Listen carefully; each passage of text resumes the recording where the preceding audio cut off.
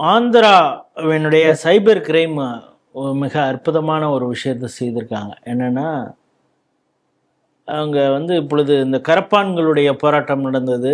அந்த மாணவர் போராட்டங்கிற போர்வையில் அதில் கலந்து கொண்ட பல பேர் வந்து அவங்களுடைய ஹிஸ்ட்ரி என்னன்னு இப்போ தான் ஒவ்வொன்றா ஃபேஷியல் ரெக்கக்னிஷனில் ஒவ்வொன்றா எடுத்துக்கிட்டு இருக்காங்க. அது ஒரு பக்கம் இருந்தால் கூட பல வீடியோக்கள் வந்து வைரலானது. அந்த வீடியோக்கள் பல விஷயங்கள் வந்து ஏஐ ஜெனரேட்டட் வீடியோக்கள். குறிப்பாக பிரதமர் நரேந்திர மோடியை வசைப்பாடக்கூடிய, கேவலமாக பேசக்கூடிய, அருவருக்கத்தக்க வகையில் பேசக்கூடிய வீடியோக்கள்லாம் நிறையா பண்ணியிருந்தாங்க. இது குறித்து பலர் புகார்லாம் சொல்லிட்டு இருந்தாங்க.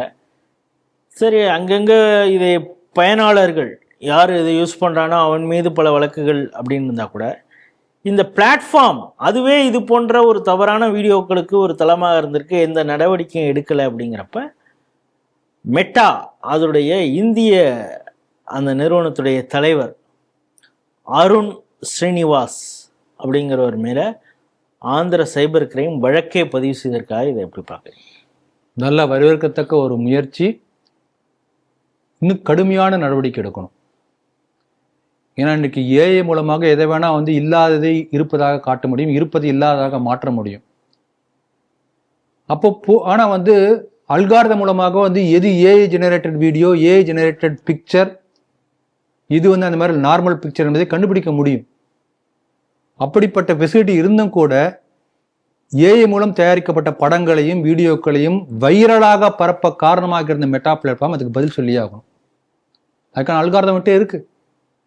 அப்புறம் இப்படிப்பட்ட வீடியோக்கள் இந்த கரப்பாம்பூச்சி சிஜேபி நடத்திய போராட்டத்தின் போது திடீர்னு இந்த வீடியோ மட்டும் எப்படி பர்ஸ்டார் மாதிரி வைரலாக போகுது இல்லைங்களா?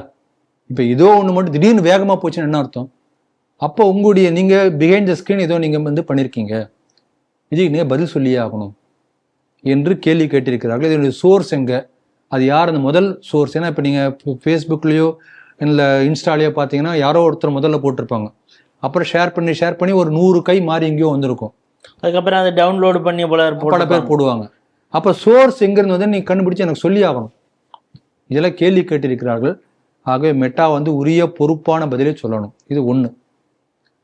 ரெண்டாவது, பிரதமர் மோடி அவர்கள் ஆற்றிய அந்த வீடியோ காணொலியே கம்யூனிட்டி ஸ்டாண்டர்டுக்கு அகைன்ஸ்டா இருக்கு என்று சொல்லி நீக்கியிருக்காங்க. நீக்கியிருக்காங்க. அப்ப இது வந்து வேண்டுமென்றே செய்யப்பட்ட ஒரு செயல், அப்படிதான் நான் பாக்குறேன். அசிங்கமான வீடியோக்கள் இருக்கு. அதாவது ஒரு திமிரு, ஒரு அலட்சியம், ஒரு ஆணவமான பாக்குறேன். 140 கோடி மக்களால் தேர்ந்தெடுக்கப்பட்ட பிரதமர் பேசக்கூடிய பேச்சு வந்து நீ நீக்கிறன்னா கம்யூனிட்டி ஸ்டாண்டர்டு அகைன்ஸ்டா இருக்கும் அது. அப்ப இந்த நாட்டு மக்களை விட வந்து நீ பெரியவனா? ஆகவே இதை வன்மையா கண்டிக்கக்கூடிய ஒரு செயல். இது கண்டிப்பு மட்டும் இல்லை, ஒரு தீவிரமான நடவடிக்கை எடுக்கணும். தேவைப்பட்டால் மெட்டாவை நாட்டை விட்டு துரத்தியே ஆகும். ஏன்னா அந்த காலத்துல வெள்ளக்கார வரும்போது துப்பாக்கி, பீரங்கி, குண்டு வச்சு வந்தான். இன்றைக்கு வேணா பண்றான், இவனு ஒரு வெள்ளக்காரன் தான், ஒரு அல்காரிதம் வச்சுட்டு வரான். அந்த அல்காரிதத்துக்கு இவன் பேர் கொடுக்குறா கம்யூனிட்டி ஸ்டாண்டர்ட். நாமளே பார்க்குறோம் சிடிவில நல்ல பல வீடியோக்களை கம்யூனிட்டி ஸ்டாண்டர்ட் சொல்லி நீக்கிறாங்க. ஆனா மிக மோசமான பல கம்யூனிட்டி ஸ்டாண்டர்ட் உள்ள அந்த தராதரமே இல்லாத பல வீடியோக்கள் இன்னும் இருக்கு. அப்ப இதுக்கு என்ன யார்ட் ஸ்டிக், என்ன அளவுகள் வச்சிருக்காங்க? அதனால ஒரு கடுமையான நடவடிக்கை எடுக்கணும். அந்த நடவடிக்கைகளுக்கு அடிபணியாவிட்டால் மெட்டாவை நாட்டை விட்டே துரத்துவதே நல்லது என்பது என்னுடைய கருத்து. அதனால சைனா பாருங்க, இதெல்லாம் எதுவுமே கிடையாது. ஜனநாயகத்தை நான் காப்பாற்றணும்னா இப்படிப்பட்ட வந்து வெளிநாட்டு ஆதிக்கத்தை குறைக்கூடிய ஒரு முதுகெலும்போடு நம்ம செயல்படணும் என்று நினைக்கிறேன். இதுல கடைசியா இறுதியா இன்னொரு விஷயம் நான் சொல்ல நினைக்கிறது என்னன்னா, இன்ஸ்டாகிராம், ஃபேஸ்புக், வாட்ஸ்அப் போன்ற சமூக வலைத்தளங்கள் மட்டுமே நாட்டினுடைய பிரதம மந்திரியோ அல்லது ஒரு பகுதியுடைய முதலமைச்சரையோ அல்லது ஆட்சி அதிகாரத்தை கைப்பற்றுவதற்கோ வீழ்த்துவதற்கோ அசைப்பதற்கோ பயன்படும் என்று மெட்டா நிறுவனம் நினைத்திருந்தால் அந்த கருத்தை மாற்றி கொள்ளட்டும். ஏன்னா அதுல சின்ன உதாரணம் சொல்றேன், ஒரே ஒரு சின்ன உதாரணம். அந்த போராட்டத்துல கலந்து கொண்ட ஒரு பெண்மணி வீட்டுக்கு போறாங்க, அவங்க அப்பா அம்மா வீட்டுக்குள்ள சேர்க்க மாட்டேன்னு சொல்லியிருக்காங்க. இந்த செய்தி நீங்க படிச்சிருப்பீங்க. ஆமா இல்லைங்களா? இது ஒரு செய்தி மட்டும் இல்லை, இதே போல பல இடங்களில் நடந்திருக்கிறது. ஆகவே நீங்க மெட்டா நிறுவனம் ஏதோ உங்களுடைய டெக்னாலஜியை பயன்படுத்தி வந்து ஒரு வீடியோவை வைரலாக்கி, ஒரு பெண்ணு கூட வந்து அந்த போராட்டத்தில் கலந்து சின்ன பொண்ணு, அது மோடி இறந்து போன 13வது நாடு காரியம், அது அதனால சமோசா சாப்பிடுங்கன்னு எல்லாருக்கும் கொடுத்தாங்க. கடைசியில் அந்த பொண்ணு வந்து சொந்த ஊருக்கு போகிறப்ப இந்த வீடியோ அதுக்குள்ளார வைரலாக இருக்கு. அதை பார்த்துட்டு நீஷுன்னு பேர் அந்த பொண்ணு பேர்.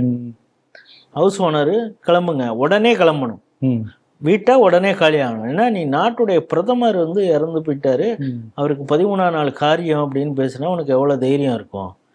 இப்போ சமூகங்கள் விழிப்போடு இருந்து அவங்களுக்கு யாரெல்லாம் அந்த போராட்டத்தில் கலந்துக்கிட்டு இருந்தாங்களோ, பல இடங்களில் சில இடங்களில் தாக்குதலே நடக்குது. யார் இந்த தேசத்தை அதிகமாக அசிங்கமாக பேசுனாங்களோ இப்போ இது போன்ற எதிர்வினையும் ஆற்றிக்கொண்டிருக்காங்க. இதே போல் ஒரு பெண்மணி ஸ்கூட்டரில் போயிட்டு இருக்காங்க, டிராஃபிக்கில் வந்து எல்லாரும் நிறுத்தி அவங்களை திட்டுறாங்க. அந்த வீடியோ நான் பார்த்தேன். ஆகவே பொதுமக்கள் வந்து பிரதமர் பின்னால் இருக்கிறார்கள், தேசபக்தர்கள் பின்னால் பொதுமக்கள் இருக்கிறார்கள். அதனால மெட்டா நிறுவனம் தன்னுடைய இந்த எண்ணத்தை மாற்றிக்கொள்ளட்டும். ஏதோ ஒரு நாட்டில் நடந்திருக்கலாம், ஆனால் இந்தியாவில் உங்களுக்கு பருப்பு வேகாது. அதை புரிந்து கொண்டு நீங்கள் திருந்தாவிட்டால் நீங்கள் மக்களால் கூட தூக்கி எறியப்படுவீர்கள் என்பதை எச்சரிக்கையாக நான் சொல்ல விரும்புகிறேன்.